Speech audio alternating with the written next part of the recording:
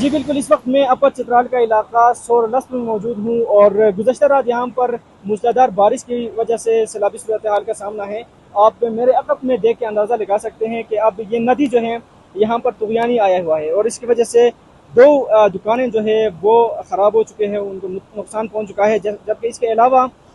دو جو رابطہ پل ہے وہ دریا برد ہو چکے ہیں۔ ایک سور لسپور کے بالکل بیچ میں جو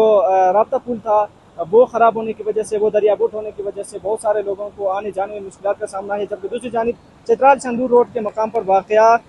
شندور کے بالکل نزدیک ہی ایک اور پل کو نقصان پہنچ چکا ہے، اور اس کی وجہ سے وہاں پہ بھی آمد و رفت جو ہے وہ معطل ہیں۔ آپ یہاں پہ اندازہ لگا سکتے ہیں لوگ اپنی مدد آپ کے تحت کام کر رہے ہیں تاکہ یہ اپنے گھر اور اپنے بال بچے جو ہے ان کو محفوظ بنا سکے، اور یہ پروٹیکشن وال بنانے کی کوشش میں ہیں۔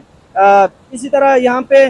مختلف مقامات پر یہ صورتحال ہے۔ گھروں کے علاوہ اگر فصلوں کی بات کی جائے، اگر یہاں پہ جائیداد کی بات کی جائے تو لوگوں کے جنگلات، جائیداد، فصلیں جو ہے وہ بھی زریاب آ چکے ہیں، جس کی وجہ سے انتہائی نقصان کا سامنا ہے، جبکہ پانی کا جو یہاں پہ وہ مقدار ہے وہ بڑھتا جا رہا ہے، وہ زیادہ ہوتا جا رہا ہے، جس کی وجہ سے لوگ ڈرے ہوئے ہیں، خوفزدہ ہیں، وہ اپنے گھروں کو چھوڑ کر محفوظ جگہ پر منتقل ہو رہے ہیں۔ یہ صورتحال اپر چترال کے سور لسپور میں ہے، جبکہ اس کے علاوہ بلیم کے مقام پر بھی خبریں ہمیں موصول ہوئی ہیں کہ وہاں پہ بھی کچھ جگہوں پہ سیلابی صورتحال کا سامنا ہے، اور وہاں پر بھی لوگوں کو محفوظ مقامات پر منتقل کیا جا رہا ہے۔ تو یہ صورتحال سے ہم آپ کو آگاہ کر رہے تھے کہ